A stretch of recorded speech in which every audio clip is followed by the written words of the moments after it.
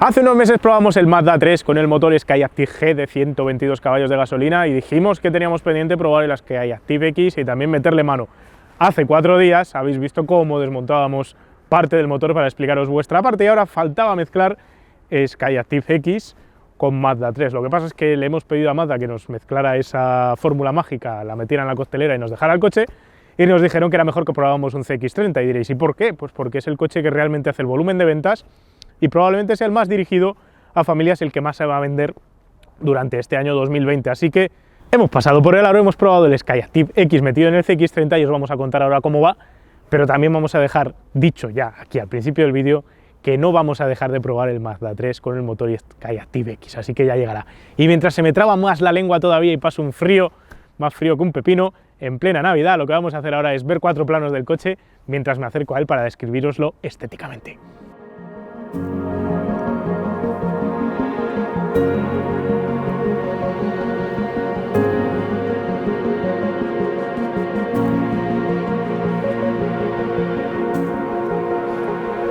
Mazda ha hecho una estrategia bastante curiosa con su segmento C. Si recordáis cuando estuvimos hablando del Mazda 3 durante la prueba, lo que os decía que era un coche más orientado hacia alguien que le gustase conducir y que priorizara menos las plazas traseras y el maletero. ¿Por qué ha podido hacer eso con el compacto tradicional? Pues porque ha desdoblado o triplicado su gama de compactos. Por un lado tenemos el sedán, que ya ofrece más espacio en las plazas traseras, otra línea de estética y un maletero también un poquito más grande. Y por otro lado ha hecho este modelo, que al final no deja de ser un Mazda 3 levantado, que va orientado al grueso de las ventas de mercado de familiares, lo que la mayor parte de las familias europeas está comprando ahora mismo como medio de transporte. Tenemos que pensar en positivo, el CX-30 ha facilitado que el Mazda 3 sea más deportivo y tenga una imagen un poquito más agresiva. Si miramos cotas generales de este coche es 100 milímetros más alto que un Mazda 3 normal, solo tiene 25 milímetros extra de altura libre al suelo, lo que viene a ser un dedo, que es nada a la hora de hablar de conducción off-road. Es 65 milímetros más corto, cosa curiosa porque está más achatado, sobre todo la parte trasera, tiene menos voladizo. Y si vamos a hablar un poco de estética, podemos ver que por delante es prácticamente idéntico a un Mazda 3, lo único que cambia es la inclusión de esta pieza sin colorear en plástico negro. Tenemos estas pequeñas luces que nos apoyan también a la hora de girar curvas. Si nos vamos al lateral, tenemos la misma forma que juega cóncava, convexa, que habíamos visto en el Mazda 3, que recorre toda la carrocería y le da esa línea estética tan agradecida, pero se ha incluido en esa altura extra que se ha metido de 100 milímetros, que prácticamente 85 de ellos son de pura carrocería, se ha incluido estos pasos negros de plástico sin pintar, para darle un aspecto más rudo, más de campo y ocultar la gran cantidad de chapa que si no tendríamos de chapavista y que le daría un poco de pesadez visual. Realmente a mí toda esta parte negra no me terminaba de convencer en foto porque me parecía que era un Mazda 3 con un tocho negro puesto por debajo. En vivo funciona un poquito mejor. Si nos vamos hacia atrás, perdemos el super pilar C, todo macizo. Lo que se ha ganado es una tercera ventanilla lateral para dar más luminosidad a la parte trasera y también para cortar mejor la ventana. De esa manera la ventana no cae tanto como caía en el Mazda 3 compacto normal, lo que nos va a facilitar a entrar, algo de lo que vamos a hablar ahora en un ratito. Y cerramos la parte de atrás jugando con ese cóncavo convexo y girando ya hacia lo que es la parte del maletero que vamos a ver ahora mismo.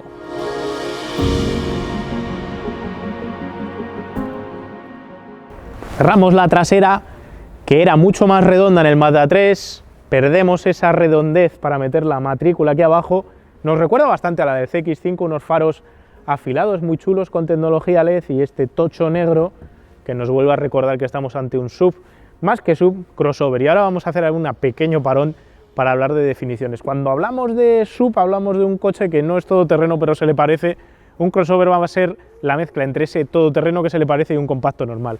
El CX-30 quiere jugar ahí, quiere jugar a ser un coche menos todoterrenizado de lo que sería un SUV, pero sin llegar a ser un compacto tradicional. Estamos empezando a mezclar todo categorías, menuda locura. Os voy a hablar de técnica antes de meternos a hablar del interior, ¿os parece? Como del motor ya os lo hemos explicado todo en el vídeo de hace 3 días o 4 días, lo que os voy a recomendar es que os lo veáis porque es la mejor manera de saberlo todo. Recordemos, es un motor de 180 caballos gasolina, sobrealimentado por un compresor volumétrico con tecnología SPCCI, aplicado con un motor generador eléctrico que lo sirve para microhibridar, alimentado por una batería de 0,22 kWh, el motor eléctrico da 7 caballitos, está acoplado a una caja de cambios de 6 velocidades manual, se puede montar una caja automática que es un poquito más larga y que hace que los consumos se resientan un poco, pero nos quitan parte de la esencia del trabajo a la hora de conducir. Este coche pesa 70 kilos más que un Mazda 3 tradicional, tiene peor aerodinámica, más superficie frontal y eso le hace que consuma un pelín más de combustible respecto a la versión tradicional del Mazda 3 compacto, también que sea 3 décimas más lento en el 0 a 100 y pierde 12 km por hora a la hora de hablar de velocidad punta. También le va a influir en las cuestiones dinámicas cuando lo conduzcamos, pero eso os lo diré al volante. Pero ya sabéis por dónde voy, en las conclusiones. Salvo que necesitéis esta carrocería un poco más grande o os entre por el ojo, compraros un Mazda 3 normal. Tema de chasis y suspensiones, es la misma plataforma del Mazda 3, tiene un poquito menos de batalla, cosa curiosa, lleva suspensión McPherson delantera con amortiguadores pasivos de toda la vida y un sistema de ruedas tiradas por brazos unidos por un elemento torsional transversal, no lleva un sistema multibrazo en estas versiones que son solo tracción delantera. Comentar que tiene todas las cosas que comentamos en el vídeo del Mazda 3 a la hora de hablar de bushings y de soportes de suspensión que hacen que los baches se sientan de manera menos brusca, y también lleva los mismos refuerzos de carrocería, espumas y aislantes para que los crujidos y los movimientos de carrocería se noten menos. Pero os recomiendo de nuevo miraros el vídeo del Mazda 3 donde hablamos largo y tendido de toda la tecnología del chasis. Y ahora os vamos a hablar del interior.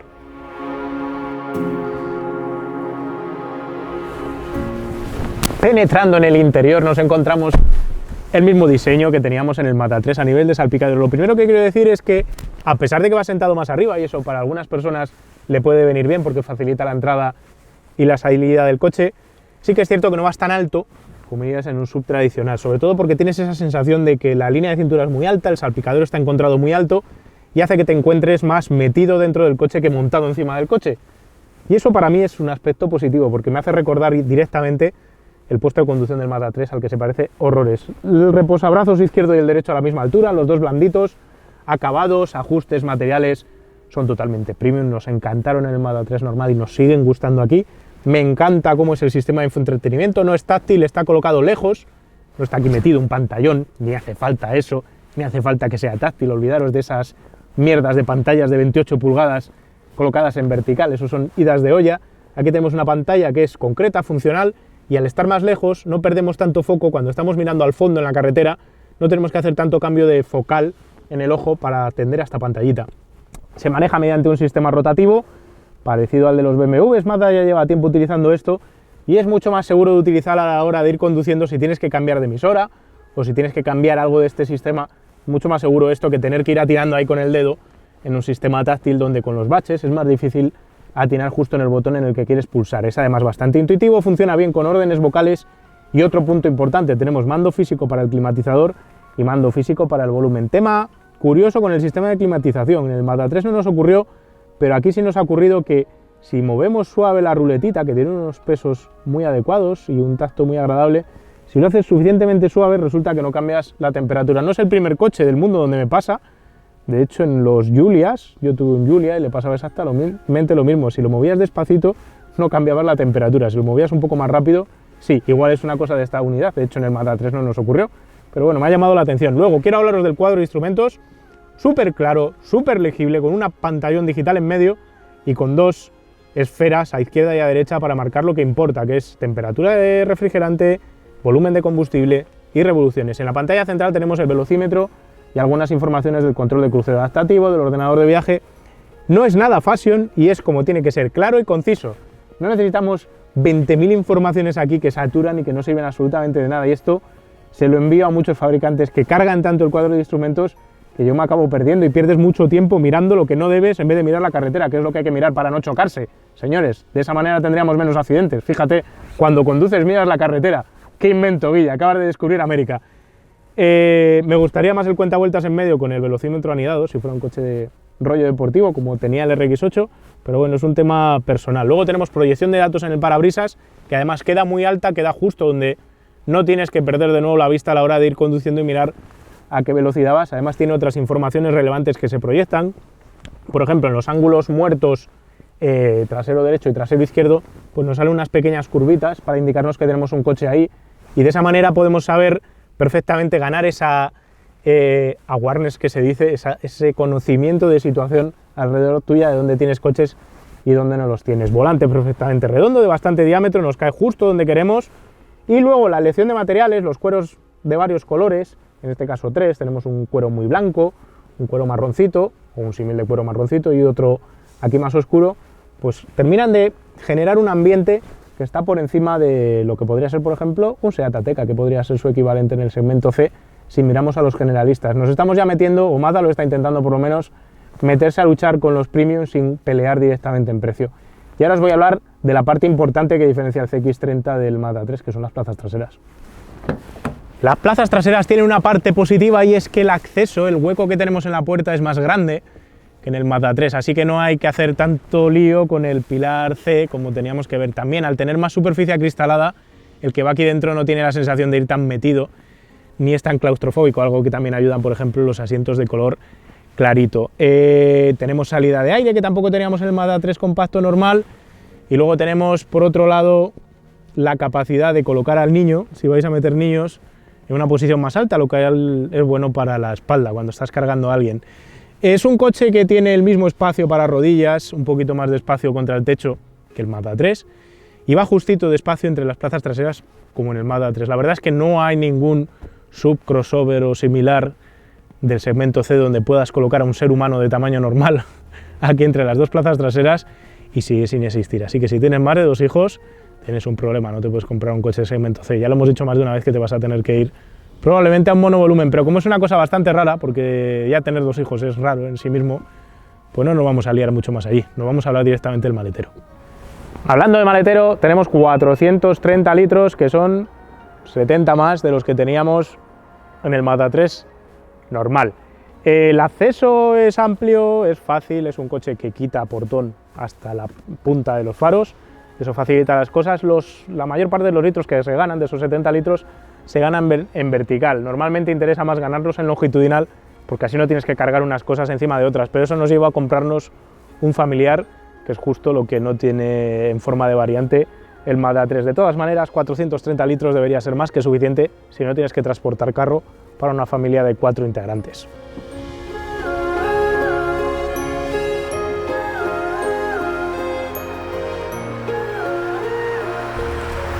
Bueno, ¿recordáis cómo el pasado miércoles estuvimos jugando con el doble capó que tenía el motor, acompañados por Ramón?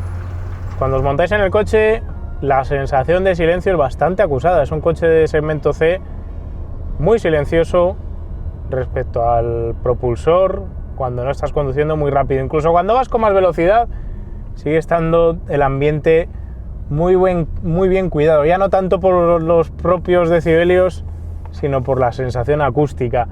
Y eso nos va a llevar a hablar del motor como primer protagonista principal. Aquí tenemos que hablar de 2 temas bien diferenciados. Por un lado está las sensaciones de prestaciones del motor, y por otro lado está el tema de los consumos, que al final es uno de los grandes puntos fuertes del Skyactiv X. Si os tengo que hablar de sensaciones del motor, es un motor muy suave, muy tranquilo, que nos intenta acompañar y que acompaña muy bien al ADN general de esta nueva generación de coches de Mazda, que parecen, en cierto modo, Volvo en algún aspecto, y es que son coches calmados que invitan a conducir tranquilo. Para ello se cuenta con un acelerador muy largo. No es para nada un coche de estos que a nada que metes algo de gas, la centralita electrónica ya interpreta que quieres ir a 1000 por hora y mete toda la potencia. Muchas veces nos engañan los fabricantes de coches con esas entregas de potencia bárbaras en la primera parte del acelerador, que en cierto modo engañan y cubren un poco la respuesta real del motor. Si al final tenemos el 90% del acelerador en el 20% del recorrido inicial del gas, pues tenemos ahí esa sensación de que hemos pisado pedal a fondo sin pisar pedal a fondo. Aquí se ha optado por una tendencia totalmente distinta, por un tarado de acelerador largo que acompaña la entrega de la potencia, y luego tenemos un propulsor que parece básicamente atmosférico. Olvídate del tema del compresor volumétrico que lleva, porque realmente está ahí, como decía el otro día Ramón, para lograr la mezcla que quiere Mazda ultra pobre, si no, no la conseguiría. Así que realmente el objetivo real del compresor es ese y no el de conseguir un motor muy vitaminado en la parte baja del cuentavueltas. Consigue su par máximo a 3000 vueltas, se estira hasta más allá de las 6000, pero lo fundamental y lo que merece la pena comentar aquí, cuando tenemos que hablar de entrega de potencia, de manera de entregar la potencia y la curva de par, es que es un motor que por debajo de 3000 revoluciones casi no existe, hay que trabajarlo. Te puede parecer, sobre todo si vienes de un motor diésel o vienes de un turbo de los modernos, de un TSI de bajo, cualquier cosa similar, o un TDI, pues te puede parecer que no hay motor. Hay que trabajarlo, hay que subirlo por encima de 3000 vueltas, 4000, y ahora empieza a correr el coche y hay que trabajar con la caja de cambios, que tiene un tacto genial, como ya lo tenía en el Mazda 3. Da gusto cambiar de marcha, pero hay que mantener el motor en la zona vueltas. Si lo bajamos de vueltas, si pasamos ahí, empezamos a meter marchas y lo bajamos por debajo de las 3000, conseguimos una sensación mucho más placentera de viaje tranquilo, pero al mismo tiempo nos quedamos sin reacción. Podemos pisar el gas a fondo y no notamos gran diferencia. Tendríamos que quitar, pues como se hacía antiguamente, quitamos 2 marchas y entonces sí que tenemos acelerador. En cierto modo me recuerda en algunas cosas a los motores rotativos de RX7 o RX8, donde había que trabajar también el cambio de marchas para lograr una buena entrega de potencia y no encontrarnos un poco abandonados por parte del propulsor. Otro aspecto importante a comentar es que no se nota para nada que tenga encendido por compresión ayudado por chispa. Parece un motor de gasolina normal y corriente, ni por sonido, ni por modos de funcionamiento, ni en ese cambio entre funcionamiento SPCCI y funcionamiento homogéneo y estequiométrico normal se nota. Eso es positivo porque al final hace que el motor no sea raro, pero nos va a llevar a comentar otro aspecto, y es el de los consumos. ¿Gasta tan poco como dicen? Si lo llevas como quieres ser llevado, realmente puedes hacer consumos bajos. ¿Y cómo quieres ser llevado? Con poco gas, con pocas cargas de gas, con carga baja y a unas revoluciones moderadamente bajas también. Si usamos el acelerador tal cual lo ha programado Mazda ha sido muy lista. Ha hecho que el acelerador sea largo y no se meta mucho gas para que pueda ir la mayor parte del tiempo posible en forma SPCCI, que es cuando realmente gasta poco. Si hacemos poca carga de gas, no movemos mucho el pedal izquierdo y mantenemos el motor bajo de vueltas, podemos hacer consumos de 5 litros a los 100, que está muy bien para ser un coche de gasolina. ¿Qué ocurre en cuanto nos salimos de ahí y empezamos a meter un poco más de gas? Pues que sacamos al coche de su funcionamiento SPCCI y tenemos un motor de gasolina pues como el Skyactiv G normal. Eso nos va a llevar a gastar 6 litros y medio cuando no le exigimos mucho, y si nos metemos en ciudad y empezamos a pegar acelerones, salir de cruces y todo eso, pues nos podemos ir fácilmente a los 7 litros y medio, incluso tontear con los 7,7, 7,8 y acercarnos a los 8. No es el tipo de uso para el que está pensado este coche, ni creo que ningún usuario vaya a utilizarlo de esa manera. Es más fácil acercarse a los consumos bajos. ¿Es tan meteóricamente distinto a todo lo que hay en el mercado como nos prometía la fórmula esta mágica del SPCCI? La verdad es que está entre los probablemente 3 motores gasolina que menos han gastado llevándolos suavemente de los que hemos probado, junto con el motor turbo de inyección directa de Honda de gasolina de 180 caballos, que hizo unos consumos medios parecidos a este, o el motor híbrido del Civic de 180 caballos, que todavía los batía y gastaba un poquito menos que este probablemente, a igualdades de conducciones de uso. Como os digo, hay que llevarlo, para hacer bajos consumos hay que llevarlo como él quiere, que es de manera suave, y es lo que nos lleva a hablar ahora de puesta a punto, de chasis y de todo el ambiente general. Y es que es un coche, que invita a esa conducción calmada. La suspensión es cómoda, pero no es para nada blanda. El coche no cabacea, no balancea. El tacto de la dirección, ya os dije cuando probé el Mazda 3 que me gustaba, y aquí es perfectamente replicable. Pero es que el ambiente general, el silencio, la calma con la que se conduce, la manera de moverse por la carretera, nos invita a conducir tranquilos, como nos invita también las ayudas a conducción activas, a mantener el carril. El sonido motor incluso tampoco es muy estridente, no es un deportivo y sobre todo no quiere serlo, nos quiere invitar a conducir como si lo fuera.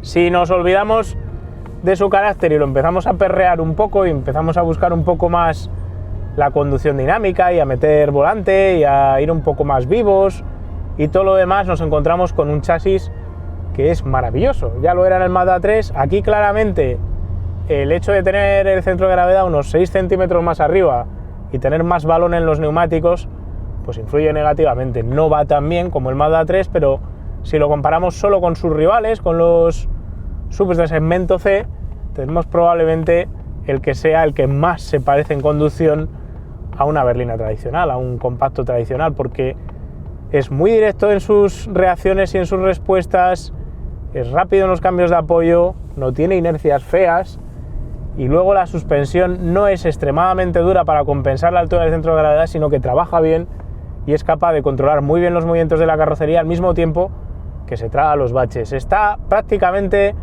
empatado a nivel dinámico con una Ateca. Me gustaría probar los dos en el mismo sitio, en las mismas condiciones, en el mismo momento, y probablemente el lugar idóneo sería algún circuito, como hicimos ya cuando hicimos el comparativo de los subs en Pastoriza, pues para poder sacar ese último pedazo de comportamiento y de perreo un poco más extremo que ahora mismo no le podemos hacer en carretera abierta.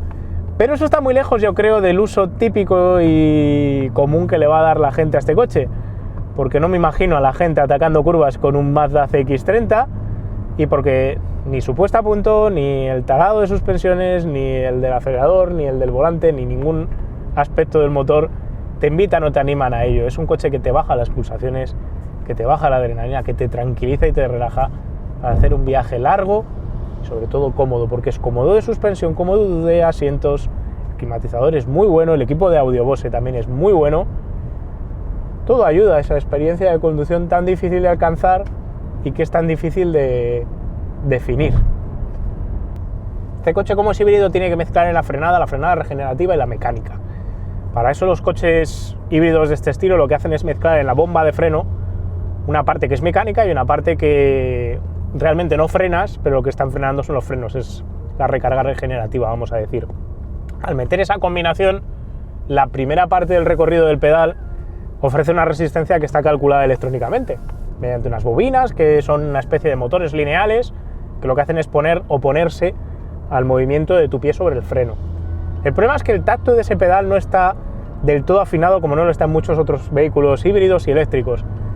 En este coche el pedal es duro, ciertamente duro, pero no es del todo informativo. No noto cuando piso cómo se aprietan las pastillas contra el disco, ni es fácilmente dosificable, ni es fácilmente controlable. Me imagino que si vives con este coche todos los días, pues te acabarás acostumbrando y dejará de ser un problema, pero es un aspecto que a mí me gustaría que Mazda afinara, como también me gustaría ver, y ya me lo llevo a otro campo absolutamente distinto, un motor más gordo dentro de esta gama de coches, o por lo menos un Skyactiv X como este, pero con un talado y una puesta a punto más radical, más deportiva, porque se nota desde el primer instante que este motor es un motor pensado en ir fino y gastar poco, y no en ser deportivo. Igual si cambiaran el chip y buscaran lo otro, lo podrían encontrar, pero me da a mí en la nariz que ahora mismo no es una prioridad para Mazda. Y esto nos lleva a hablar de las conclusiones, como siempre.